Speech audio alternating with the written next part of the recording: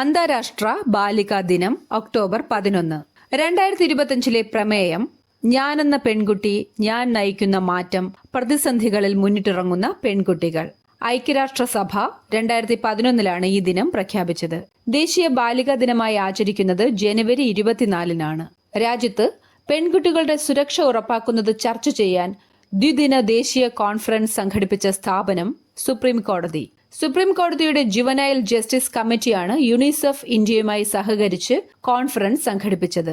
താലിബാൻ സർക്കാർ അധികാരത്തിൽ വന്ന ശേഷം ആദ്യമായി ഇന്ത്യ സന്ദർശിച്ച അഫ്ഗാനിസ്ഥാൻ വിദേശകാര്യ മന്ത്രി അമീർ ഖാൻ മുത്തഖി. ഈ സന്ദർശനത്തിൽ കാബൂളിലെ ഇന്ത്യൻ എംബസി പൂർണ്ണതോതിൽ വീണ്ടും തുറക്കാൻ ഇന്ത്യ തീരുമാനിച്ചു. ഇറാനിലെ ചബഹാർ തുറമുഖം അഫ്ഗാനിസ്ഥാനുമായുള്ള ഇന്ത്യയുടെ വ്യാപാര ബന്ധത്തിൽ നിർണായക പങ്ക് വഹിക്കുന്നു. വാട്സാപ്പ് ഉപയോഗം മൗലികാവകാശമല്ലെന്ന് നിരീക്ഷിച്ച കോടതി സുപ്രീം കോടതി.